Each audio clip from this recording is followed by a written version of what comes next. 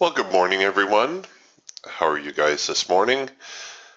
I apologize for the problems yesterday. They were all on my end. Good old computers. All right, hold on a second here. You should be able to see my monitor. The markets just opened yesterday, another rather dismal trading day where the market didn't really do much, bolted out of the gate, and well, bolt is a strong word. Moved out of the gate and then just kind of hovered around for the rest of the session.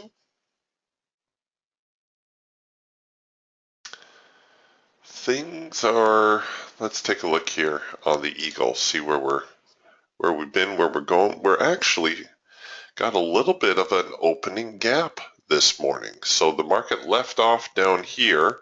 This is the NASDAQ, of course.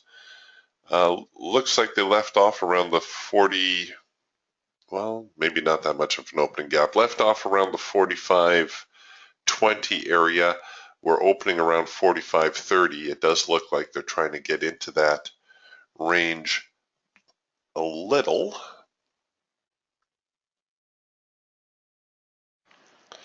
And it does look like, speaking of ranges, it does look like the overnight session produced a trading range, something like that.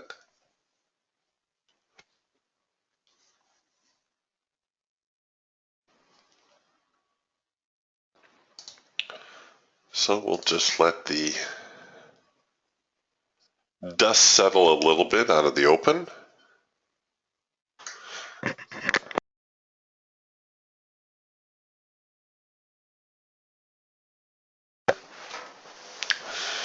We also have, I'm also looking at soybeans, which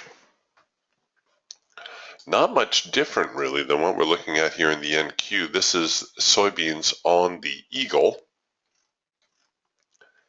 Yesterday's session and the day before, market made a decent progression lower, and now we are also stuck in this sideways trading range.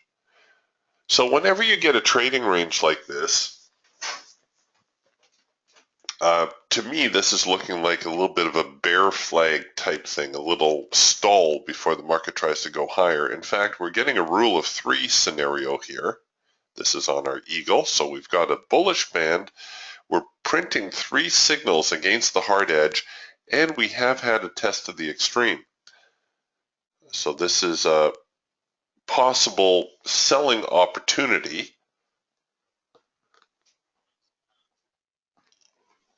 Or you can simply use it as an early warning that the market might be changing direction. But what I was going to say is that when you get these channel type sideways ranges, you can always just bracket those, right? You can always just bracket the range and trade the market on a breakout. Now, it's a little bit risky because, of course, the breakouts tend to be looking for these test and retest and then breakout and go type scenarios. But we know there's obvious buying support down here. We know there's obvious selling support up here. This one's, as I said, with trend, so I have a little bit more confidence shorting it than I would buying it. But we'll see how that plays out. All right, we'll put that back on the shelf. Soybeans usually pretty good for sticking with their initial direction. When they pick a direction, then they tend to go with it. And let's see, I've also got crude oil up here. Let's take a look at crude oil on the Falcon.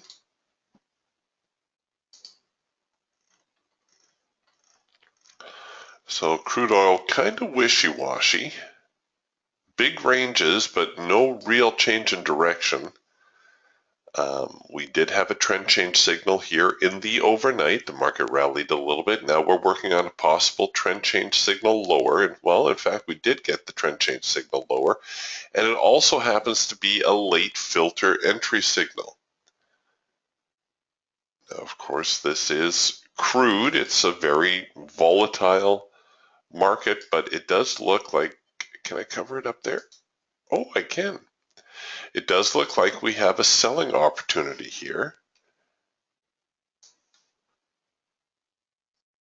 And it does appear as though the market has broken those lows. So we can use this current bar as a second push entry, which simply means that we let the bar engage the signal. And whenever the market engages these signals, there's usually a little bit of a reaction. So we let that reaction play out. So obviously the market has made a rather serious reaction to this signal now. And now we know the current limit of this bar, and that allows us to place an entry below the lowest point of the bar. So if the sellers are able to recover this market on this bar, then we're going to enter on some renewed momentum. So, and we have a great place to cover that trade as well, above that swing high.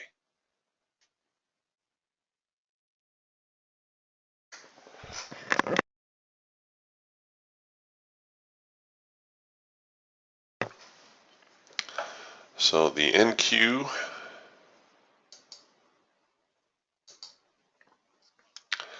falling into that opening range gap. It does look as though the market is poised to head lower.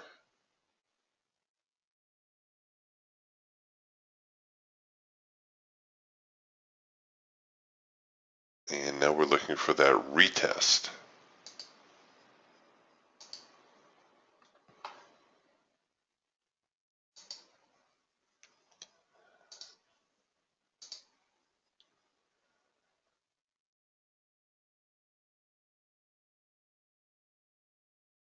All right, it is just the opening minutes though, so I'm going to try not to get too carried away.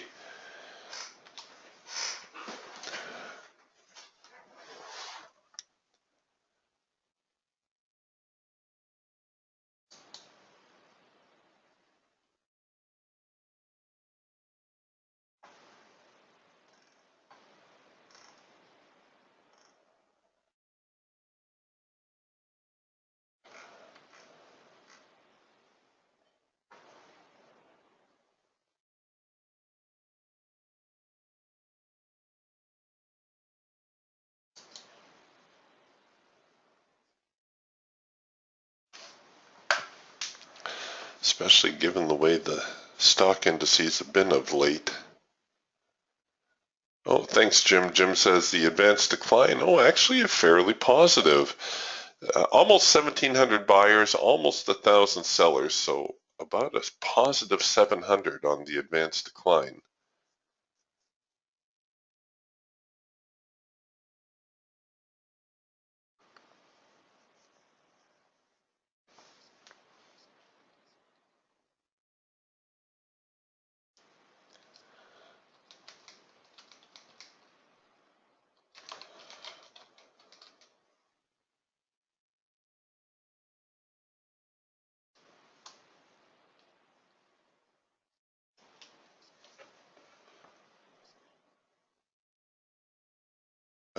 Jim says he's following the DAX, and it looks like it's weighing things down a bit.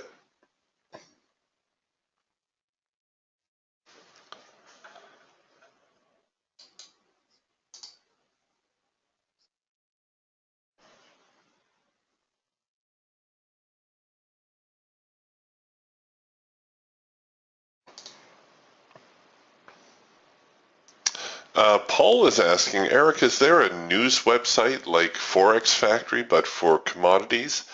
Well, yes and no. A lot of times if you're interested in report dates and so on, Forex directory is pretty good. Indicator Warehouse actually has the same news calendar or reports calendar. You can always go to the government websites, which I always like going to the source. So if you're interested in corn or wheat or one of the grains, whatever, you can go to the U.S. government websites for those commodities. The CME Group website is very good for news. And bar charts, barcharts.com. A little plug for bar charts. They've been around forever, and they're usually pretty good for news also.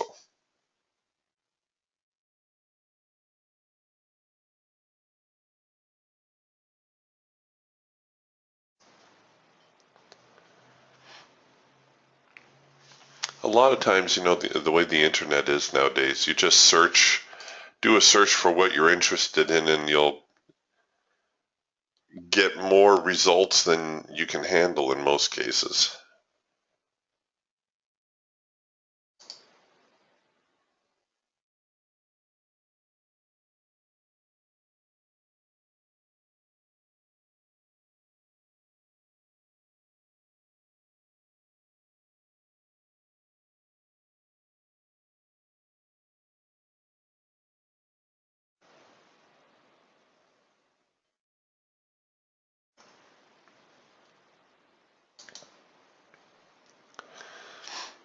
All right.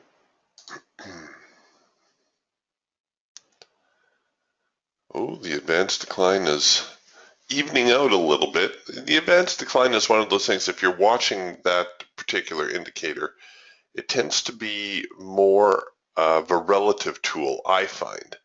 It's not necessarily the absolute figure that you're interested in, rather the figure relative to where it began and where it's going.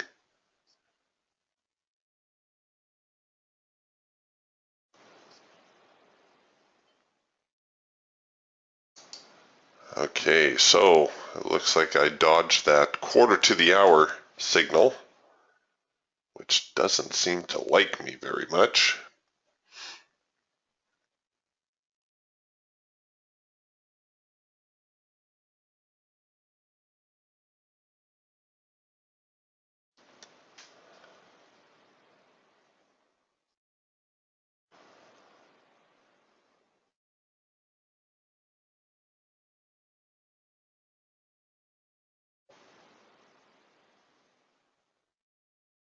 And we're actually starting to show a little more bullishness. Well, maybe. I was going to say the Falcon starting to drift into a green trend line, the Hawk drifting into yellow bars, and a green bar sell.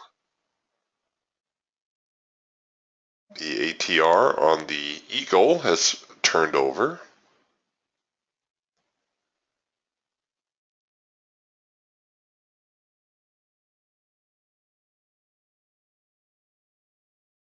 Oh, Mark's asking, where do I get the advanced decline info?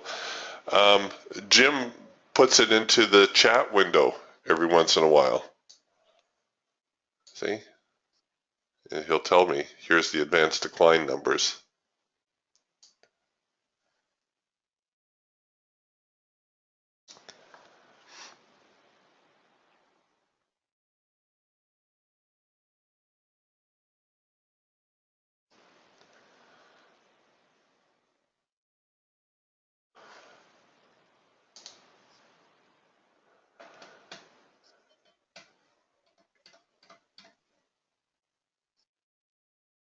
All right.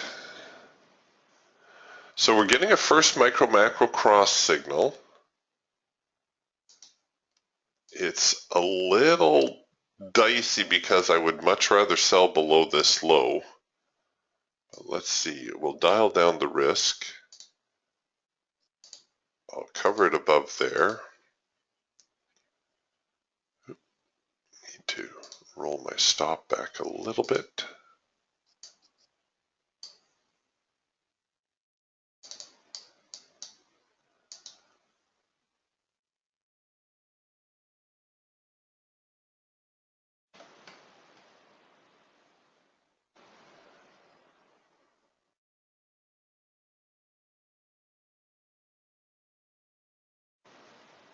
Oh, Mark says, well, besides Jim, where do you get the advanced decline numbers? All right, I'll show you how to build an advanced decline chart. 1 second.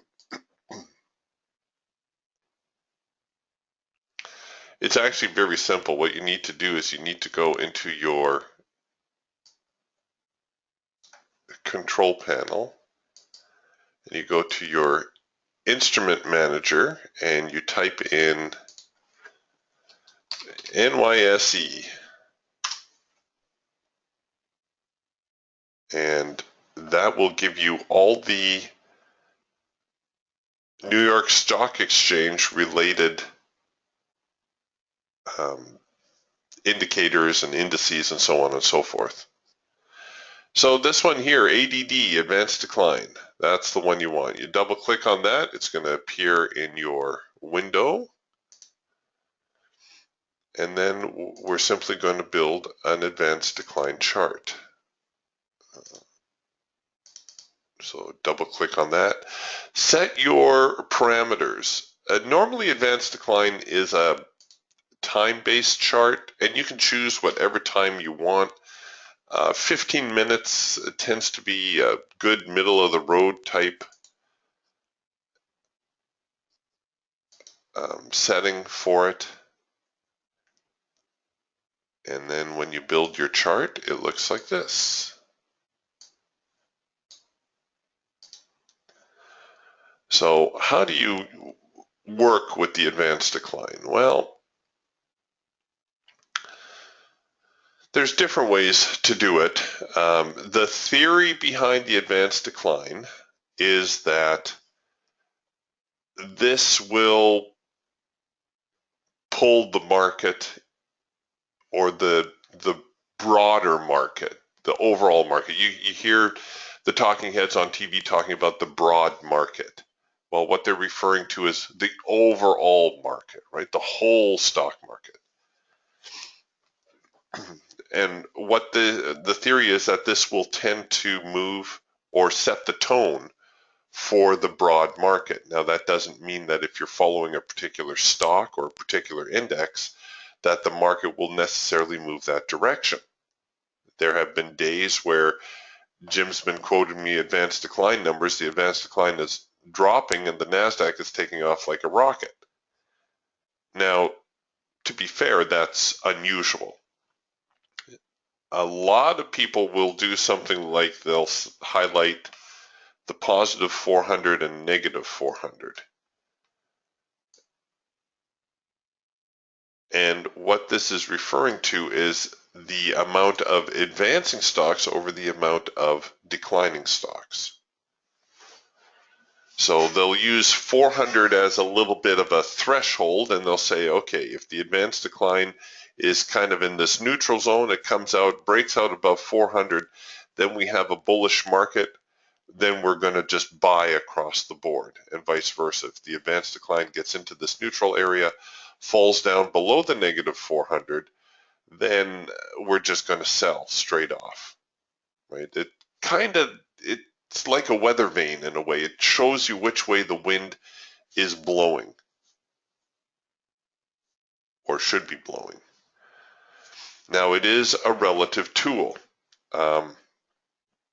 as I mentioned. So here the day before, this would have been last Friday, the advanced decline chopped around for a little bit and then headed lower for the rest of the session. Now, hold on a second here. I'm going to build another chart just so that we can do a little comparison. And I'll use the NASDAQ because the NASDAQ has been a little bit of a troublemaker of late.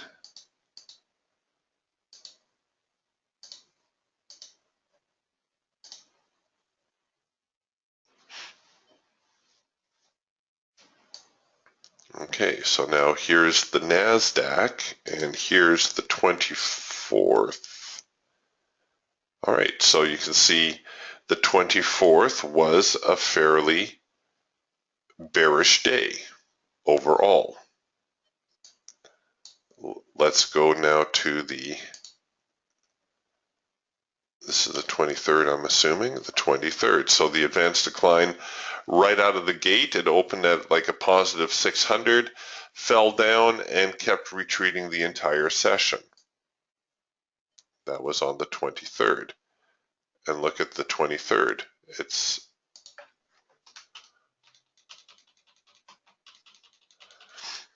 this bar right here. Yep, 23rd. Now, does that represent what was going on in the advanced decline on the NASDAQ? No, not nearly. The NASDAQ started, rallied up, fell down, and then rallied back before the end of the session. So it's not always a, on the following day, the 24th, it gave you a pretty good indication, but it isn't always that way.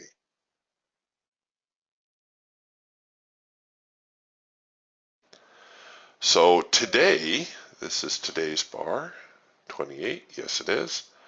The advanced decline is looking, once again, very bearish, very bearish. And what are we doing on the NASDAQ so far? Well, we did find our first profit objective off the first micro-macro cross, hooray for us. And now we are floundering again. Right, so the advanced decline has made a rather strong move lower over this last half hour. And the NASDAQ not really in sync with that. Now maybe we would be better off. Let me pull up the YM.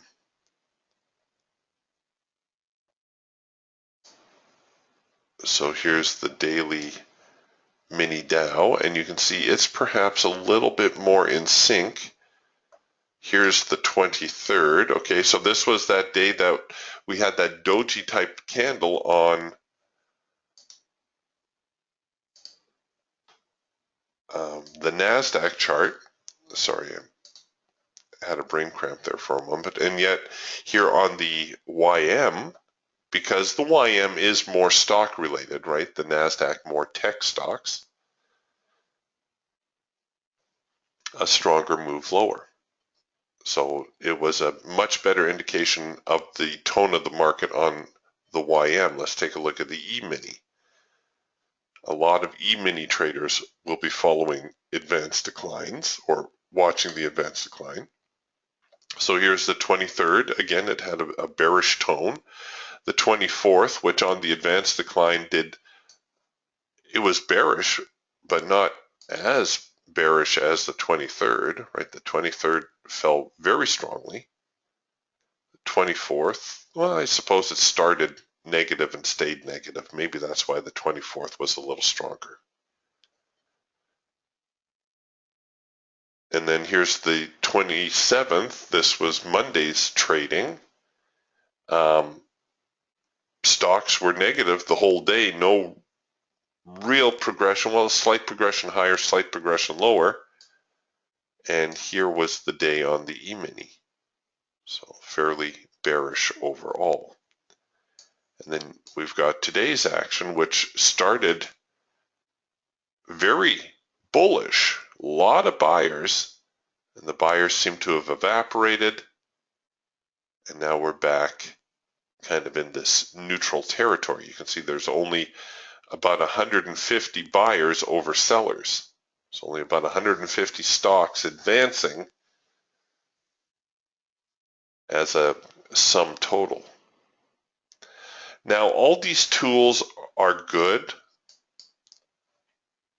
but as I always tell you, try not to get hung up on the tool itself. These things work until they don't work. Is it helpful to watch something like the advanced decline? Sure, if it helps you make a decision.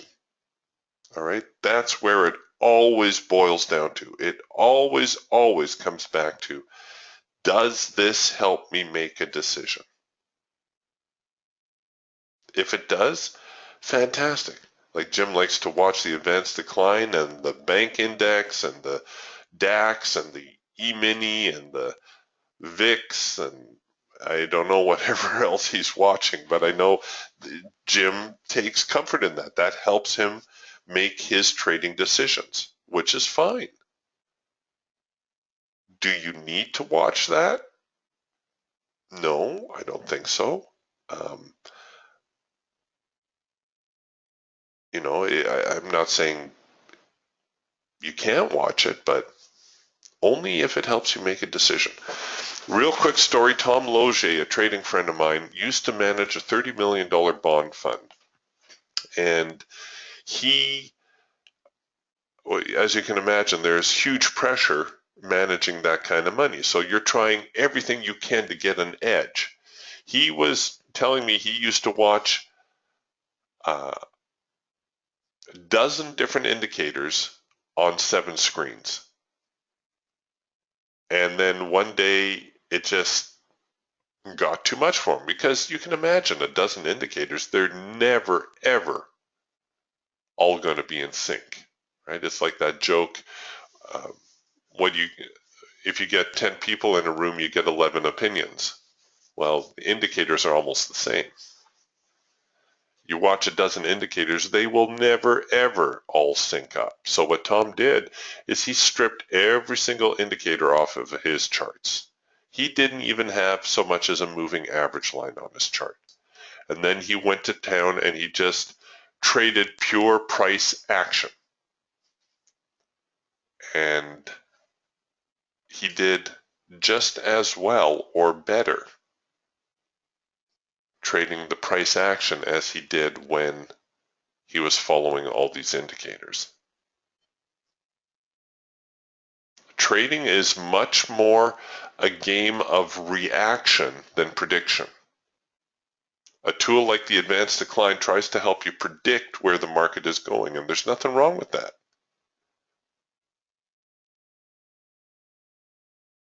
Yeah, see, even Jim admits it. He says, yes, he says it's all based on creating a trigger to make a trade, and that's exactly right. You will never ever predict with any degree of consistency where the market is going, but you can react to what the market is doing. Perhaps a subtle difference, but that's the difference that's going to make, or that's the thing that's going to make all the difference. Try to get out of that mindset that everybody else is in, where you have to predict where the market is going. Friends of mine are forever pushing charts in my face because they bought some penny stock for a song and they're hoping and praying it goes higher. So they're pushing these charts on me saying, Eric, what do you think? Where's it going? Well, how the heck do I know? I don't know where it's going. But if it breaks a support area, retraces back to the support area, and bounces, I have a pretty good idea it would be a good time to sell. If it, does a test of the extreme and fails and starts going up, I have a pretty good idea it's time to buy.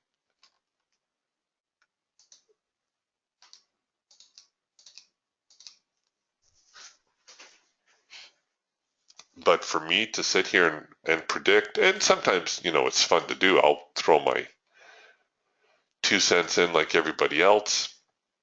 And sometimes I'll get the emails, I'll say, well, the NQ is going to go to 45.50. You know how I try to give you my little summary at the end of the session. And then people will write me and astounded and say, well, how did you know the NQ was going to 45.50? Well, I'll let you in on a little secret. I really don't.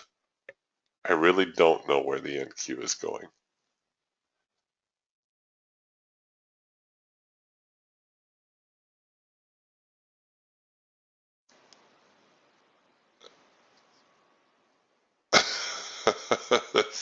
Jesus is asking, so do you think it's bullish or bearish today?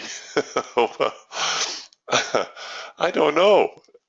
We got a little bit of both, don't we? We had a bear run down. Now we're getting buy signals. See, we had a first micro macro cross here with good follow through while I was doing my little chatting.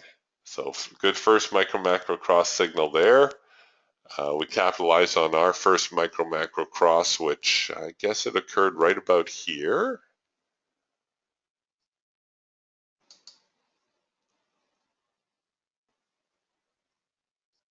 I've been thinking about in August, since it's a new month, I've been thinking about introducing a 20-day challenge. There's 20 trading days in a month, of course.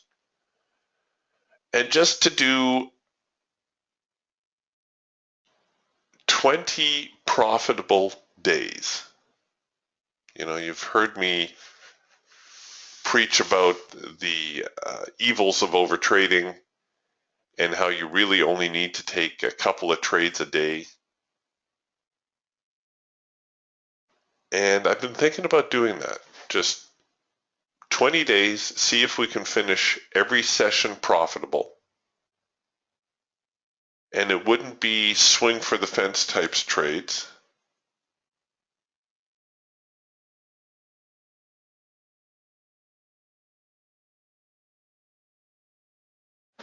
But your bread and butter type trades. And I thought that might be helpful for you guys to see.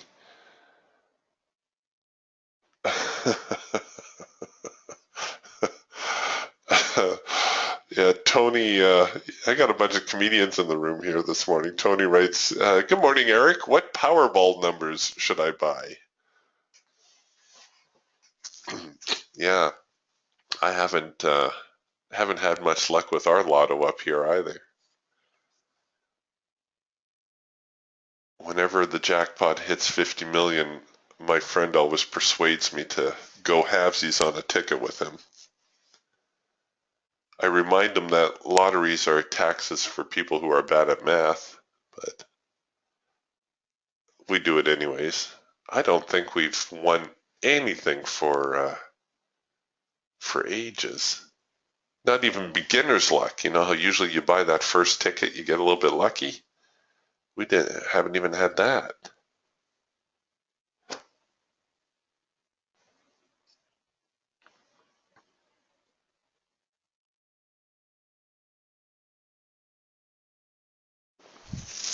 And Jim says whenever he's had that brain bias of trying to predict where the market is going next, that's when he ends up taking a couple of stinkers. Because it's almost as though, and this isn't the conspiracy theorist in me coming out, but it's almost as though the market is going to flash you an opportunity, say, to buy just before it tanks. It's almost as though, you know, the big players in behind are setting up this tempting little buy signal and then the market will fall. Or they'll set up this tempting little sell signal and you get all these risk reward guys out there and they're saying, oh man, you know, I gotta buy this because look at the risk reward. There's my reward. I can set my risk down here. I can easily get 3 to 1. And then they set up to buy. They let the market breach. And then it falls through the floor.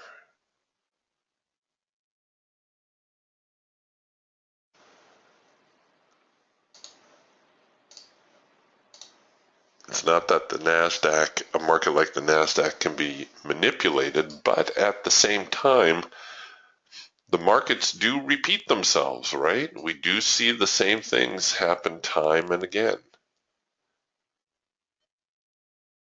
All right, speaking of the same things happening time and again, we are getting a trend change signal here on the NQ.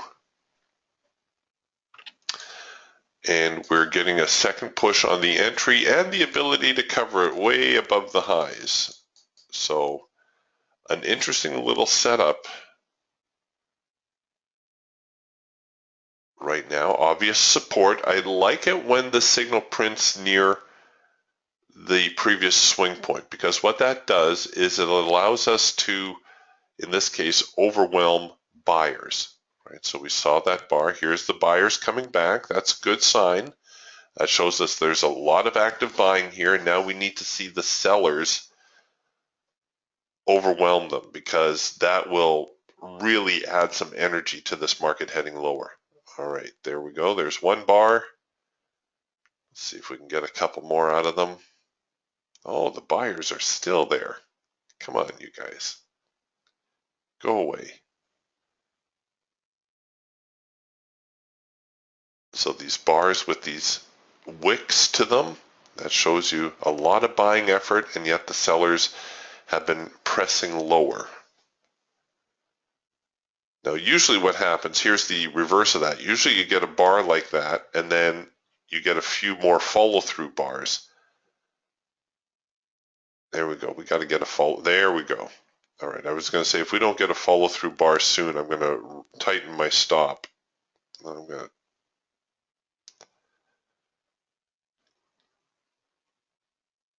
come on, get down there.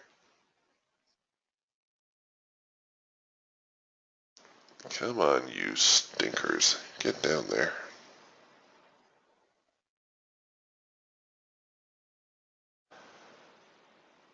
All right, I'm going to let this one marinate for a little bit, but it might be a good idea to activate a stop.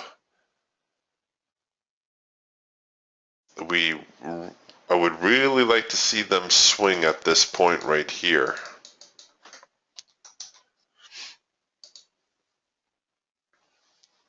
That would pretty much get us in the clear. There we go. All right. Whew. So now if I were doing my 20-day challenge, that's my day right there. I've made $100. We had 2 contracts in. So I've made $100 per contract. That is my day. Now you're saying, well, Eric, I can't make a living on $100, but yes, you can. Because after that, it becomes a numbers game. Right? If you find a high probability trade like that, you capitalize on it. After that, it becomes a numbers game where you're adding more contracts to your position rather than trying to search out more signals. Because the danger, of course, is the more signals you take, the more likely one of them will eventually become a loser. Okay, Joe's asking, can we take a look at crude? Absolutely, Joe. So crude still moving kind of sideways. We took that little breakout signal. Looks like they stopped us above break even, so they drifted a little bit lower, not quite to our profit objective.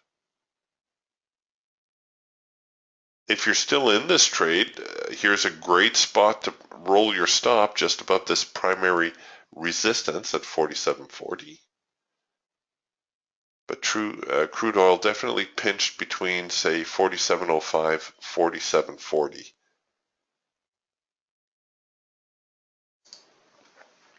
Can probably remove that.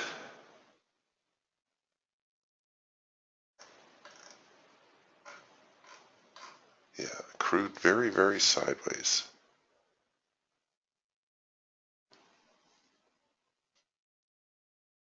And thin.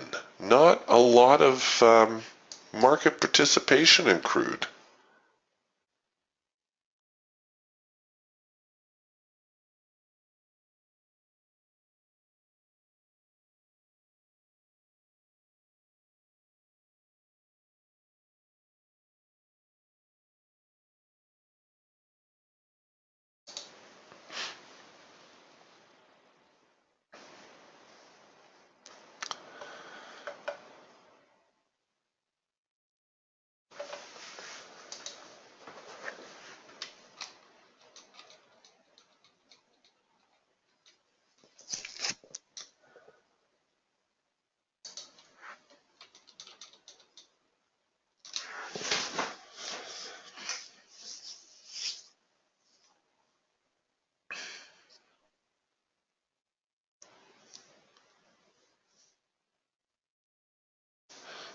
All right, the dust is flying in the NQ here. Just when it looks as though the sellers were about to take control of the market, we have the buyers showing us support once again.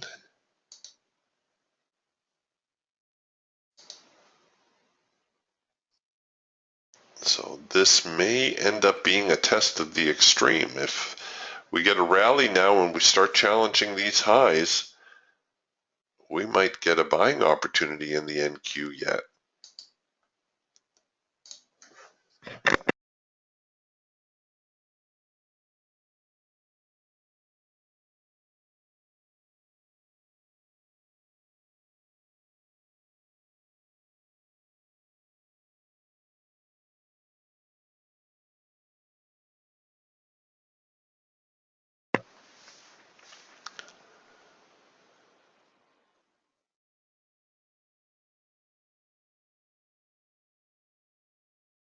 Okay, the hawk drifting into yellow bars.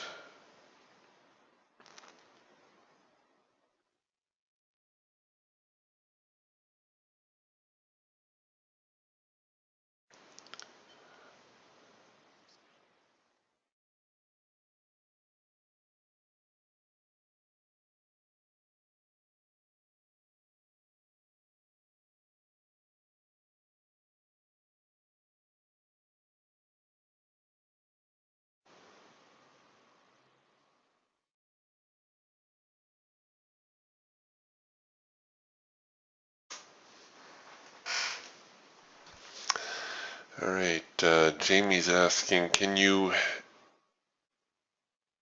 list the add-on indicators you have up on the charts to include the ATR? Well, the only one I have the ATR line on is the Eagle. That's the squiggly red and blue line that you see.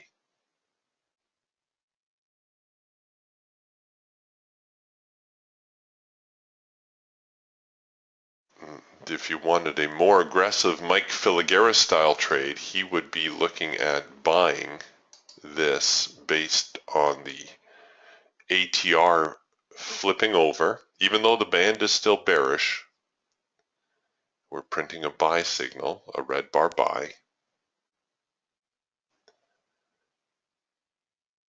That would be a Mike Filigera style trade. But the add-on indicator that I have on the Eagle here is the trade forecaster.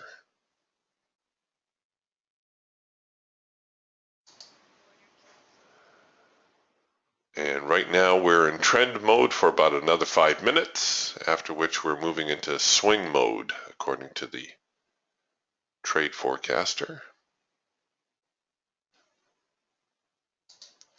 Here on the Hawk, I have the Day Ranger, and it looks like we're pushing about a 200-point average range. Today we're already up to about 190, so the market ranging quite a bit already and potentially at its average for the day.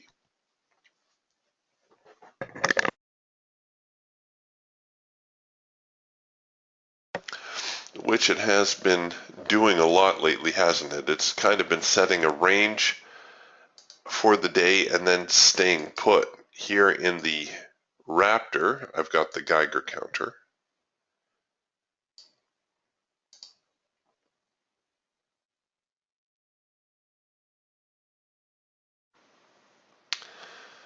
And we just had a sell signal with a test of the extreme. We'll see whether that produces a buy signal. We'll have a failed buy, or failed sell, pardon me.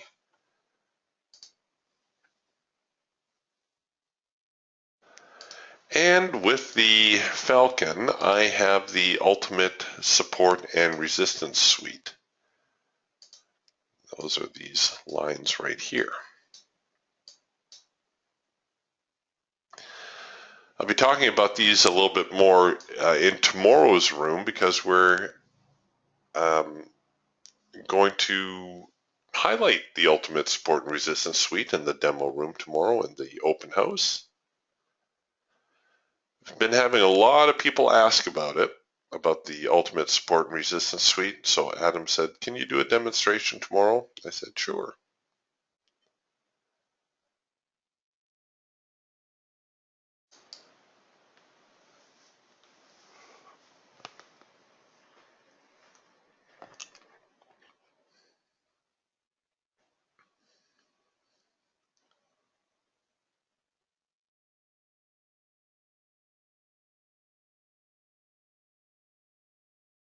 Okay, kind of a funny sort of mess at the moment. We're getting comparable signals in the Eagle and the Raptor. So a double pullback into the hard edge. We've printed our signal. We're getting a chance for a second push.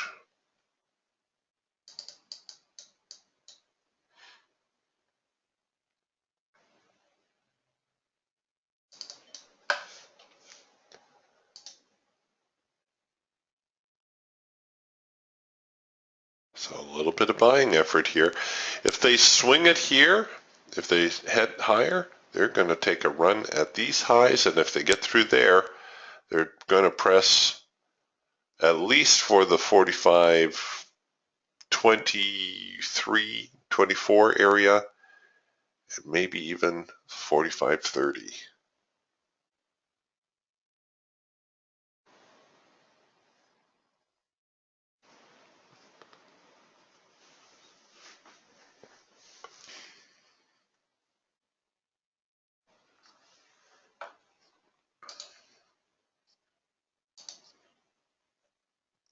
Jim asks, can I see the support and resistance lines on the Raptor? Absolutely.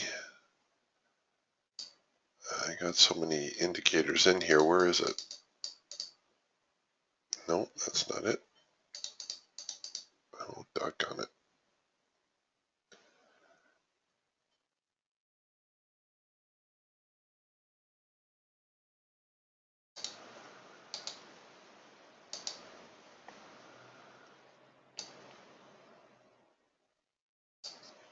There they are. I might not have enough data. Oh, I do.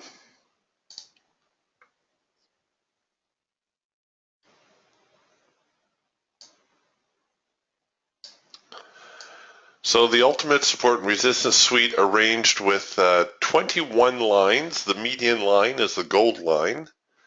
It pretty much gives you a bias, and it reminds you that there's 10 lines above, 10 lines below. The first blue line above and below, those are your median or your primary support and resistance lines. And then you get your pink and red lines telling you about your secondary support and resistance. And there's actually a zone plotted around here.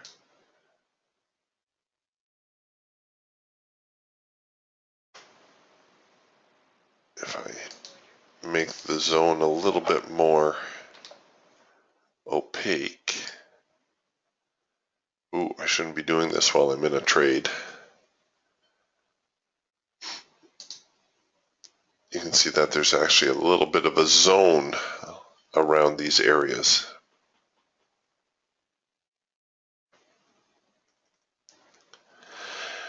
I'm very proud of this tool. This took a lot of math behind this tool.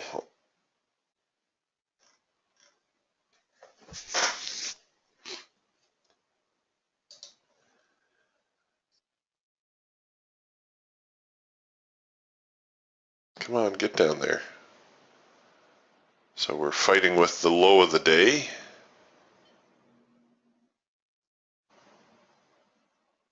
No, I'm going to take it out of break even. I should have rolled my profit target to the low of the day. I was being a little silly there.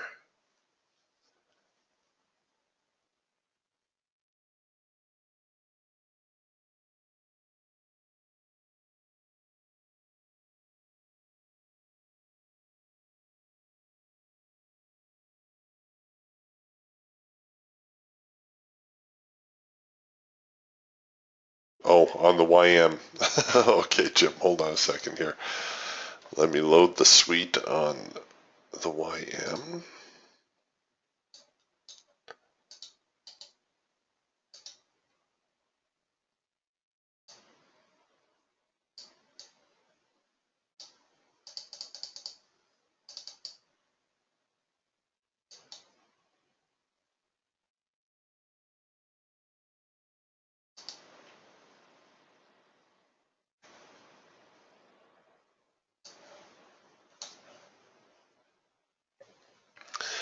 So the YM kind of stuck, skewered by the primary support line at the moment.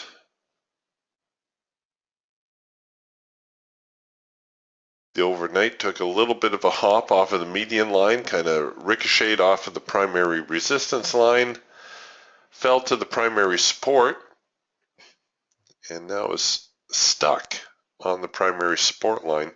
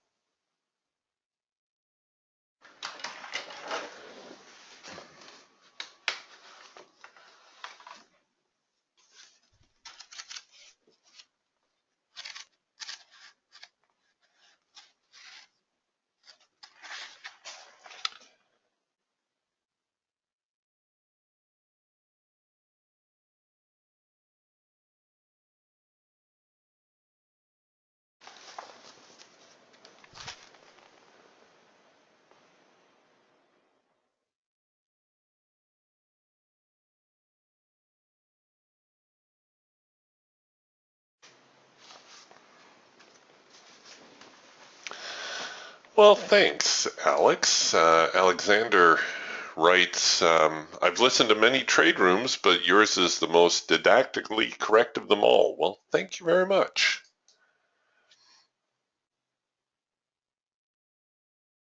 And for those of you who are scrambling for your dictionary, didactically has to do with teaching.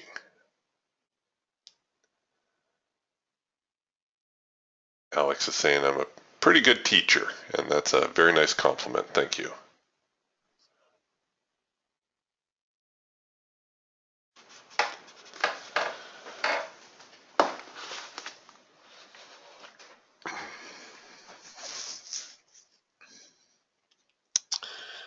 We got this macro pullback here. I'm thinking about it. It's not one of our higher probability signals because we're into the low here, right? We're still kind of struggling with the, where's the signal we did take here with our Falcon? Oops, sorry, with our Raptor. So we took the Raptor signal here, almost got to our profit target. Just kind of gave us a little bit of a hiccup. Now we're working on that same signal, but of course we know this is where the buyers are, right? So rather than take the signal here, I'd be more inclined to take it below the lows.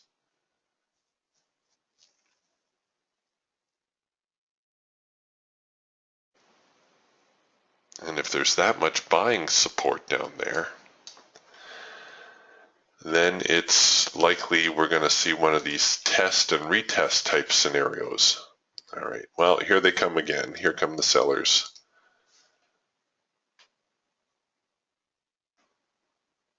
Are they going to take them out below the lows? It's like I said, this could be a little premature. Not the best looking of trades. No, after I said that, watch the floor fall out from under the market. But there's a very good chance that we're going to get one of these type scenarios. If we break here, we'll get a quick run to the downside, hopefully enough to find our profit objective. And then the buyers are going to gang up on them. They're going to try to force the market back up. And if the buyers have their way, they're going to run the market way up here. So we would be counting on the sellers to stop them once again near this breakout zone and hopefully take us to our profit objective if they don't do so right here.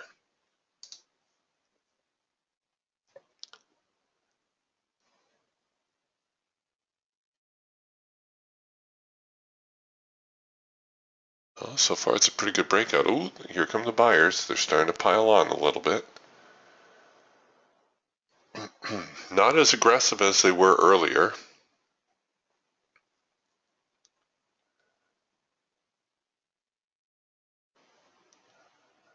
So you can see our Geiger counter. Pretty bearish so far. Let's go. Come on. Take me home.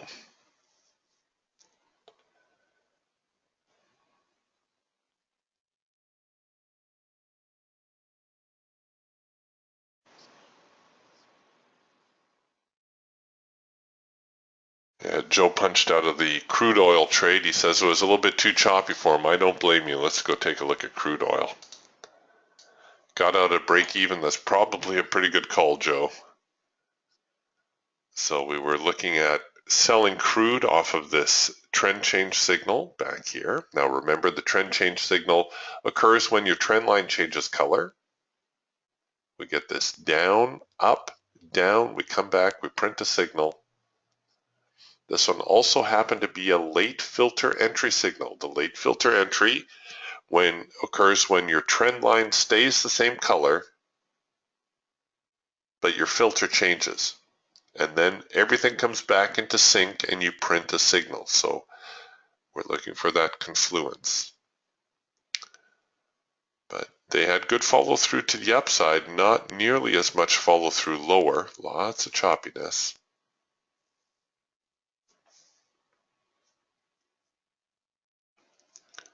Honestly, I think crude is happy at these prices. $47.50, $48. You know, it used to be crude would range between 85 and 105.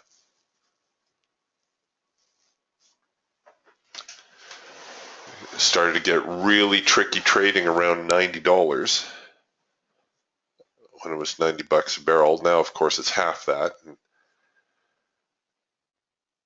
Everybody in the oil industry is running around with their hands out like they're so poor. Oh, man. I grew up in the oil patch. It's always like this. It's boom or bust.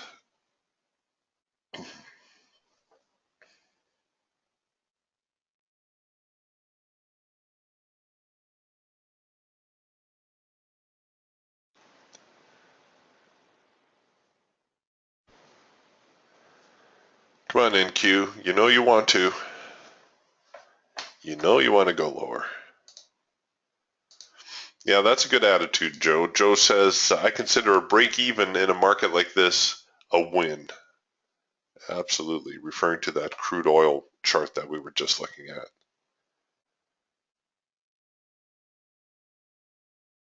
This darn NASDAQ, it wants to go lower, but I tell you, they are fighting with these lows. So we've had a quick little reaction, actually. I wasn't expecting the reaction to come so early. I was expecting, actually, the market to drift lower on this leg, hit our profit objective, then react. Now, you're going to notice, had I entered at the hash mark, we would be at our profit target. So a little bit of a boo-boo on my end. I'm going to roll my stop in above this swing high. I think that's all I'm going to give them, because if they pivot here, who knows how high they're going to want to swing.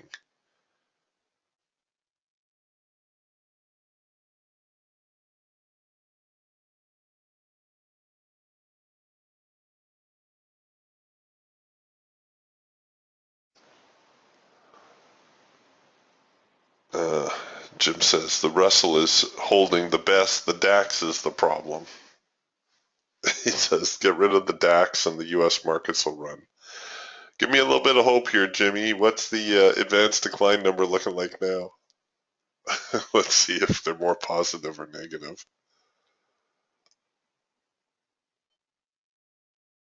Oh, 1269 buyers, 1579 sellers. All right, so the advanced decline is negative, but here's the NQ inching higher.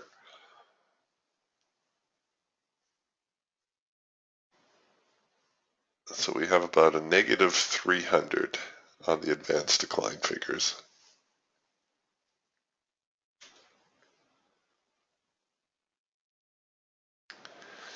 I do believe the overall bias on the day is bearish.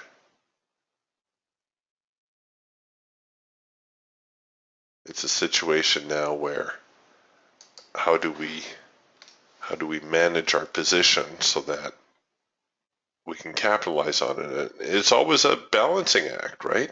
I could, and we'll keep in mind, oops, I was going to show you, I could roll my stop way, way up, give it a huge amount to swing,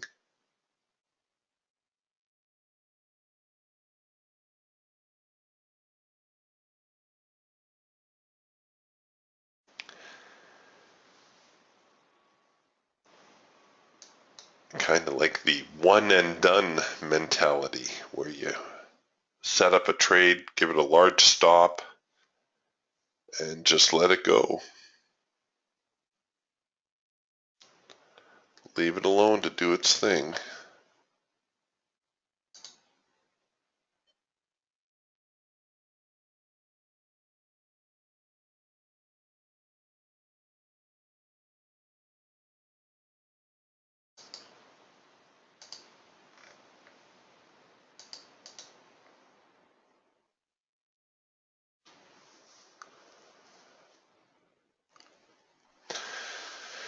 Well, they're definitely struggling now a little bit to the downside. Not nearly the follow through I was thinking we were going to see there.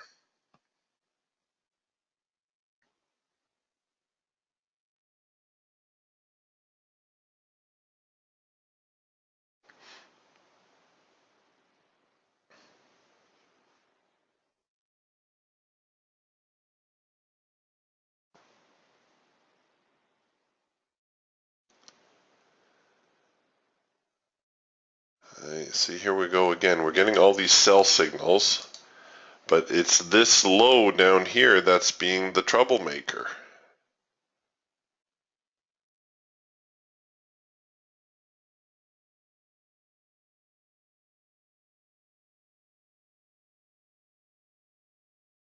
So I'm looking at my Eagle. We've already had comparable signals on we had a green bar sell here on our Hawk.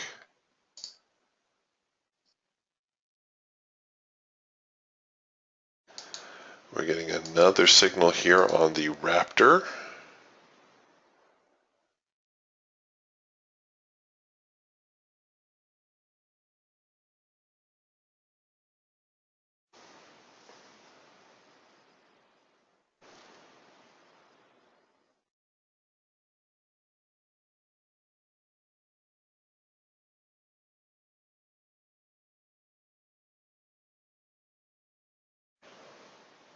Yeah, looks like the buyers are stepping in.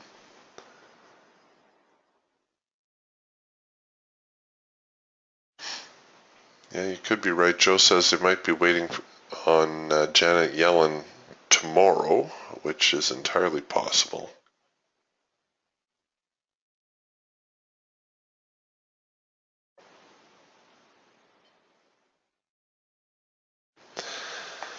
So we have an itty-bitty test of the extreme down here. We also have an itty-bitty retest of the breakout. So we're getting a whole mixed bag of signals here.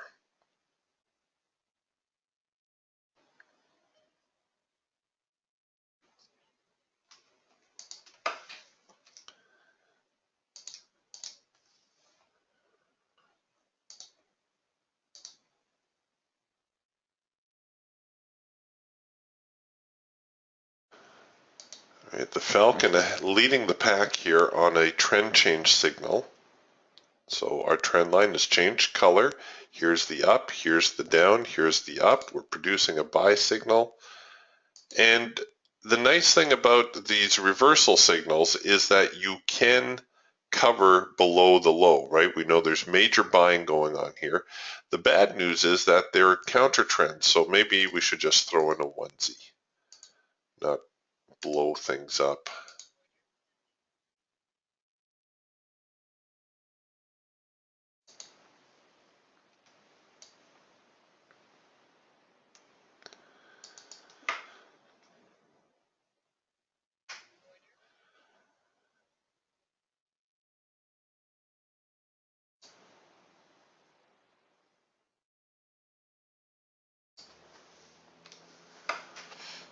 All right, so this little high right here is important. That's where the sellers were initially.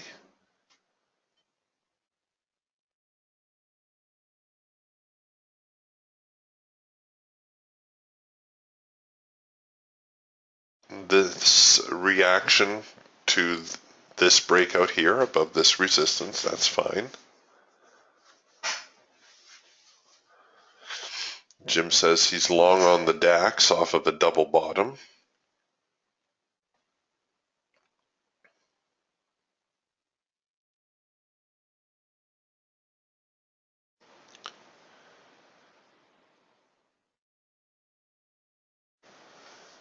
Oh, well done.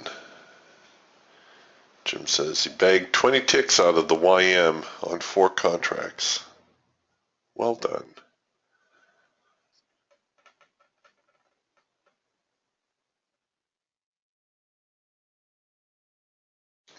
Still waiting for the buyers or sellers to make up their mind, for crying out loud.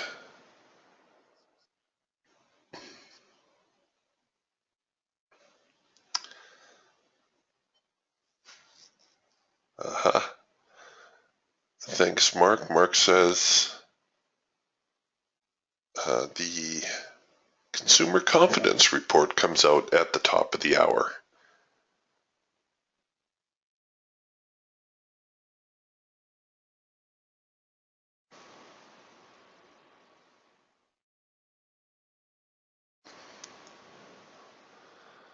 Well done, Jim. Jim hit his quota for the day. He's done. Well done. Good job.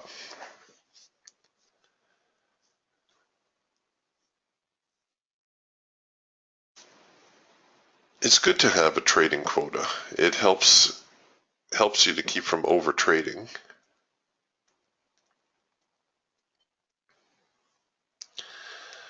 I'm not liking the struggle to move higher.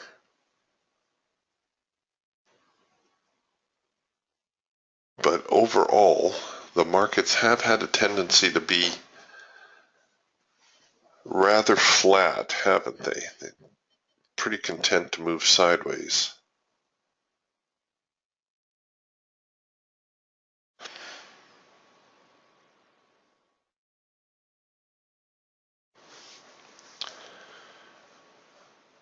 Crude oil looking maybe a touch bullish. And this could be a little premature. We haven't flipped over on the ATR line yet. Our band is very neutral, but we have had a test of the extreme, right? The test of the extreme, the market is moving down.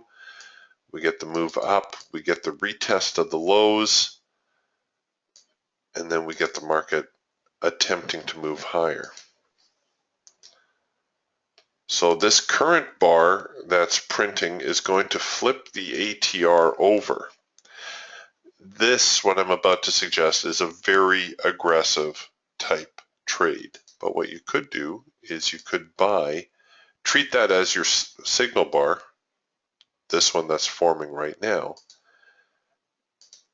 and buy above its close. Now, oh, crude's so expensive I can't do it. All right, here we'll force it. We'll throw a 1 on it. There. Now, this is, once again, a very, very aggressive posture.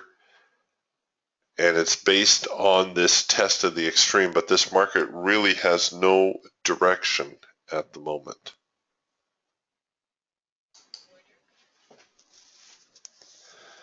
But there's not much else going on, so we can play.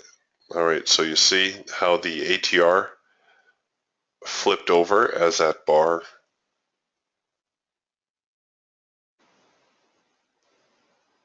passed through it and closed above it. So that essentially became our signal bar.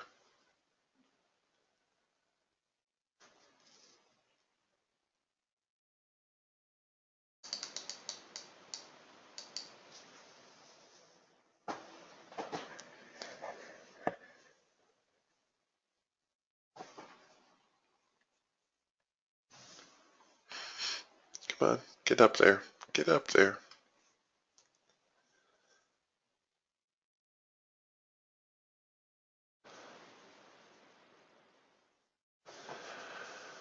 So it had a lot of things in sync for it, even though the band is just beginning to transition. I'm hoping to see it run up to here, to this previous high, where there was obviously a reaction before. We can anticipate another reaction this time. You can see there were reactions here and here. This is all the same price area. This whole 47.70 area. All these little swings that we get, those are all reactions to 47.70. Whether they're higher or lower, it doesn't matter. The market is not that precise.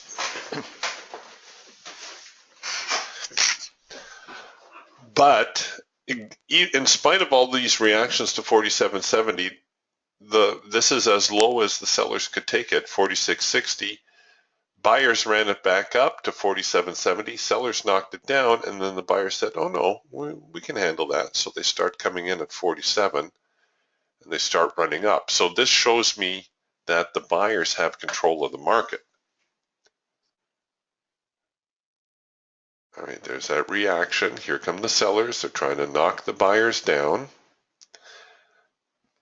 And of course, if the sellers fold at this place, then our stops are going to get threatened. But if the buyers can continue to hold the market, we're going to see them break higher here.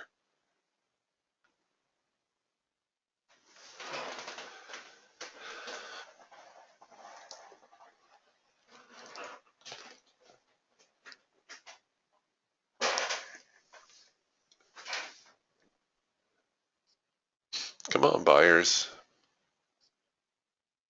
I know you're out there.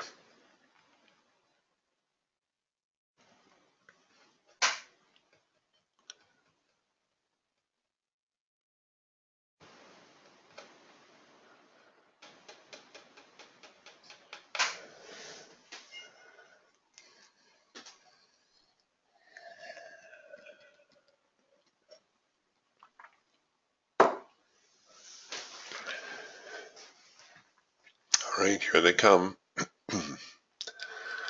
Starting to press a little bit more.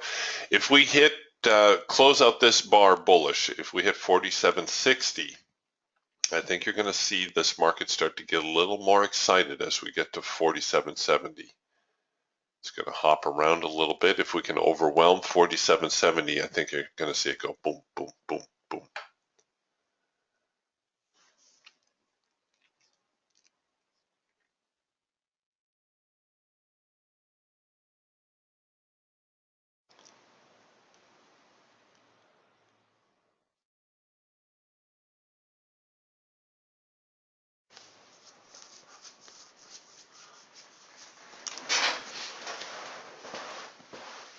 All right, here we go. Come on.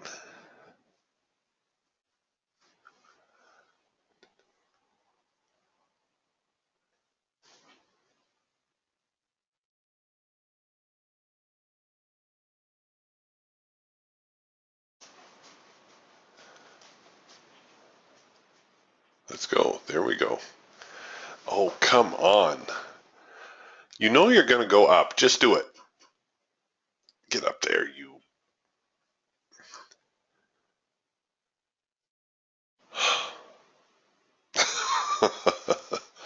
Stupid crude market.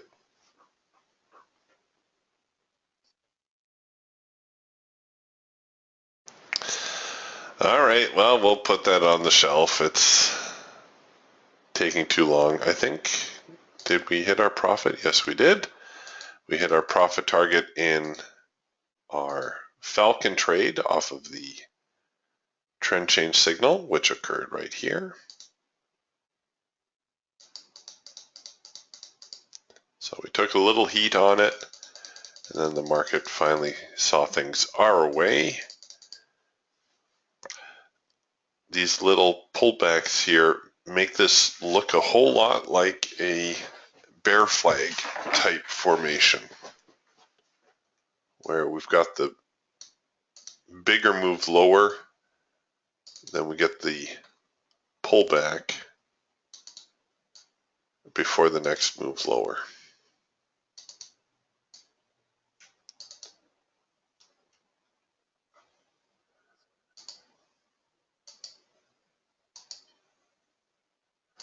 That's how it's starting to look to my eye. If we're going to see a reversal here, like a larger reversal in the trend, we're going to see the market move down, fail, and then begin its rally.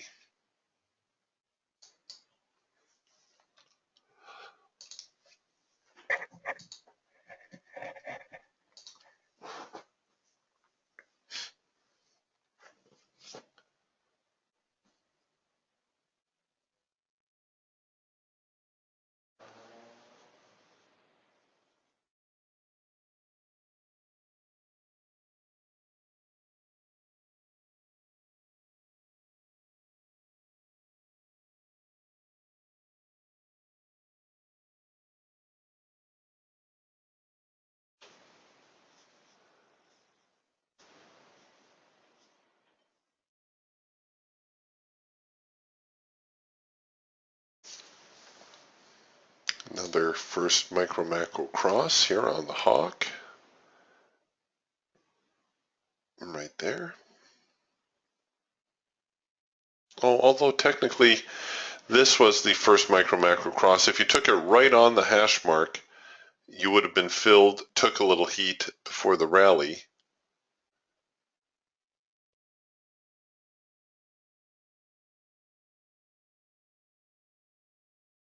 Sometimes my entry always ends up a tick or two past the hash mark.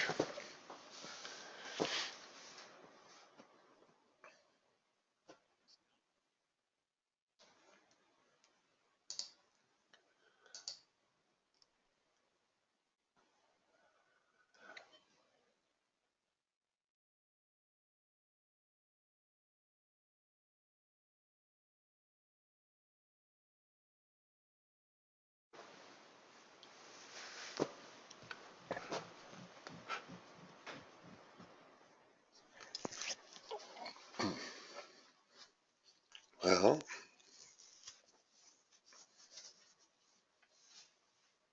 not too much else going on at the moment.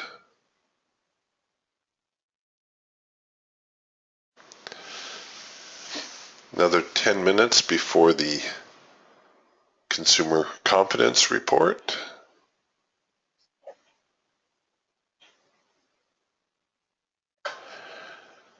I think crude oil is about to make its move. So we finished that 46.60 bar, and we're starting to see the market get a little bit more agitated as the sellers try to gang up on the buyers. The sellers are starting to panic now. Little do they know, the buyers are going to run them over here in a second.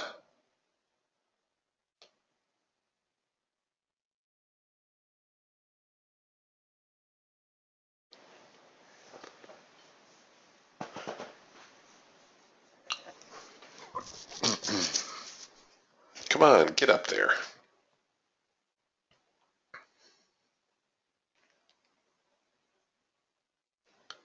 Oh, they're brutal. Get up there.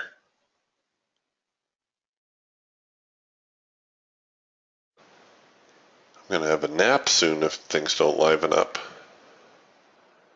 Pass out in my chair.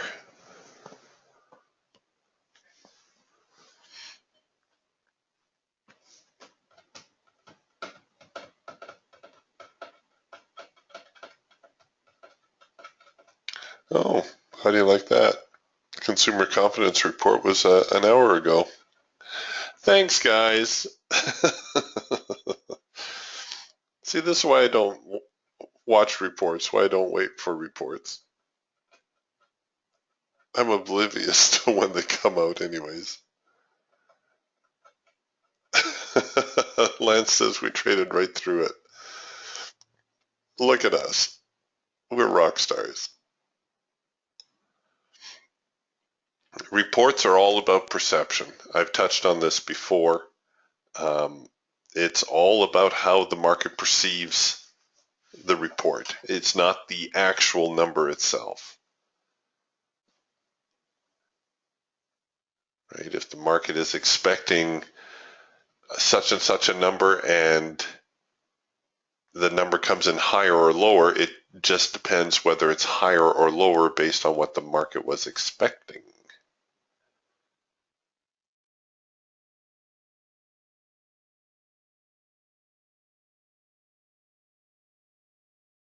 So we got about 150 bucks. I'm really tempted just to grab that. You know that? Show it to me one more time, I dare you.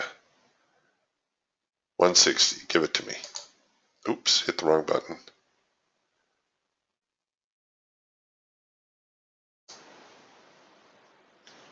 Come on, 160.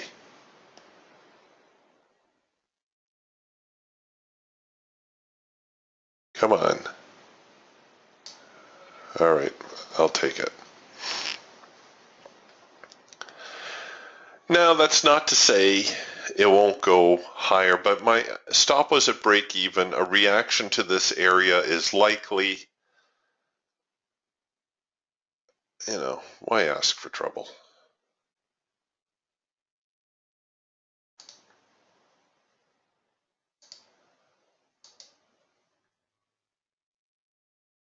I'll leave that up there. So we had our stop at break even. We'll see whether or not we'd be able to ride out the stop or whether we would get tagged. Obviously, if I had had my stop down here, oh, well, I don't know if I would let that ride. You know, that'd be like $300 in open profit. That would be a whole lot of money to leave in a break-even type situation. It's like this trader that I told you guys about, who I met a few months back. And they were quite literally trading with their gut. But in other words, if they felt that the market would go higher, they would buy. If they felt that the market would go lower, they would sell. A few years ago, or maybe it was a few months ago, I forget now, this person wasn't even trading. So forget the technical analysis. He knew nothing about trading, knew nothing about Fibonacci retracements or whatever, stochastics or Bollinger Bands or any of that stuff. But his money management was second to none.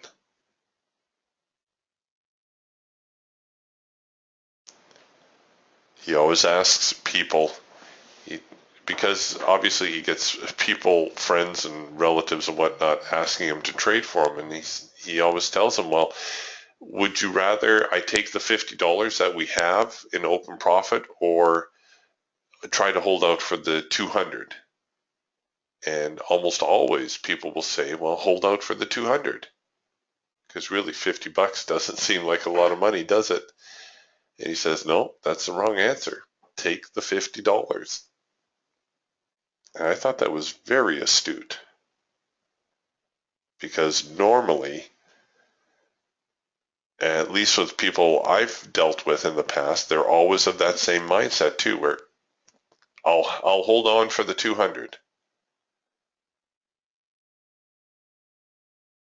When you got 50 bucks sitting there on the table, yours for the taking. And we're all guilty of it. You know, I've done it too. I've watched substantial profits evaporate because I was stupid, trying to hold out for a little bit extra, which never comes.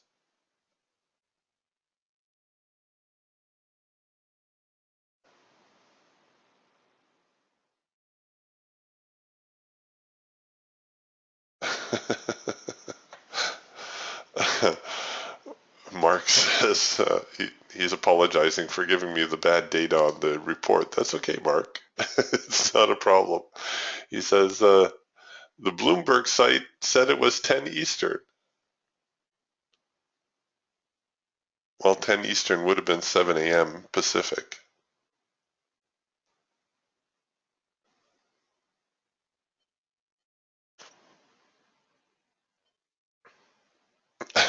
Yeah, like Tony says, you know, if you took the $50 that you had, you'd more than likely be successful with top step traders. And you're absolutely correct, because how many times do the people going into the top step program try to hold out for that little bit extra? And then, of course, the market turns around, takes it away from you.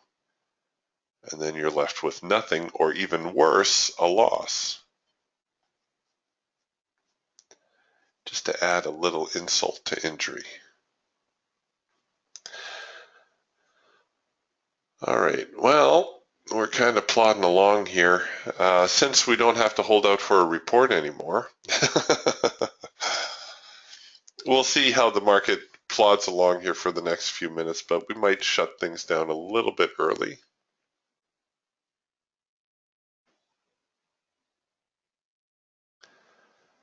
Seems like the big push has been coming at the end of the session now. The beginning of the session, the end of the session is when the market really seems to light it up. It's almost as though nobody cares what happens for those hours in between.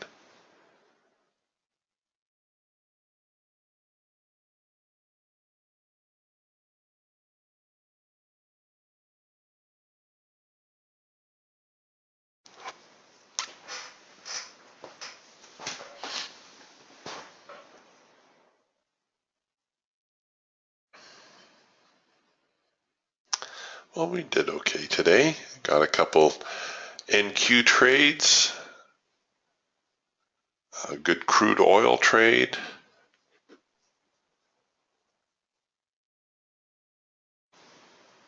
I like it when the market gives you a clear indication, like that crude oil trade. You know, very clear test of the extreme.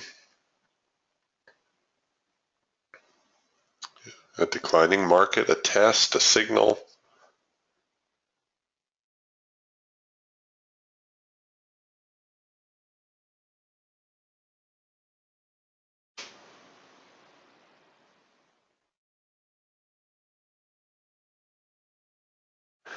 And in a market like crude, shooting for a $50 target, well, that's nothing.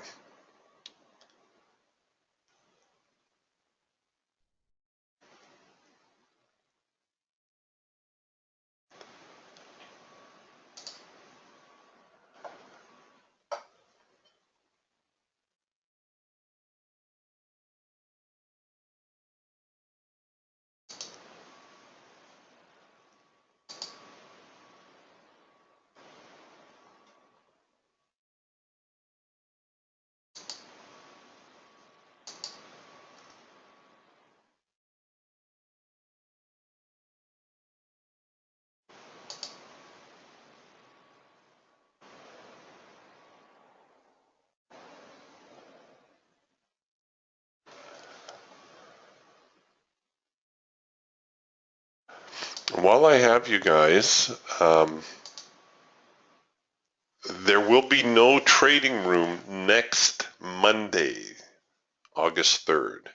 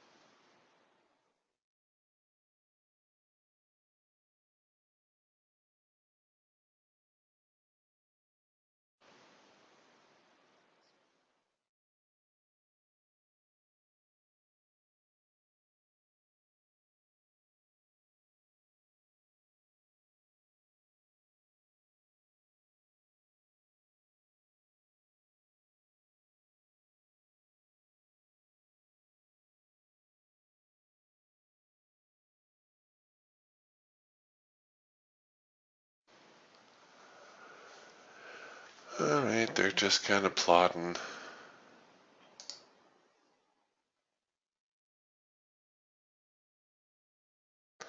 We'll give it a few more moments and then I think we will shut down the room.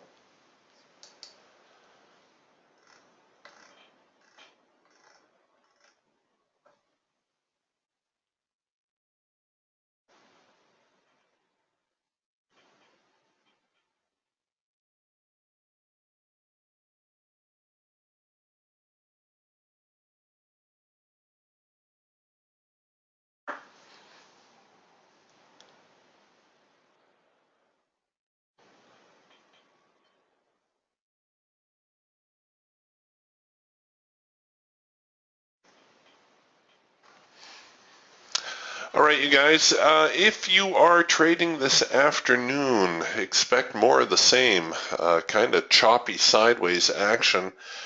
Overall, I think you're safer selling than you are buying. I do think that this little blurb that we've seen here to the upside is starting to look a little bit like a bear flag, but at the same time, maybe it's a transition period. So you can see we've got this sideways range. That's the danger zone. Anything within here, you're kind of rolling the dice. Crude oil, intent on heading higher. Looks like I should have held on to that crude oil trade a little longer after all. Soybeans fairly flat on the day also. Well done, Lance. Good way to end the day. Lance took $845 out of the E-mini and the NQ. Well done, Lance. Really, that's tremendous. All right, you guys, I'll catch you tomorrow. Remember, tomorrow is in the open house room. It is going to be a demo day. We're going to be focusing on the Ultimate Support and Resistance Suite. There is a 20% discount tomorrow until I think the first week in August. So if you've been thinking about adding the Support and Resistance Suite to your trading arsenal, tomorrow would be a good time to do that. All right, we'll catch up with you then. Bye for now.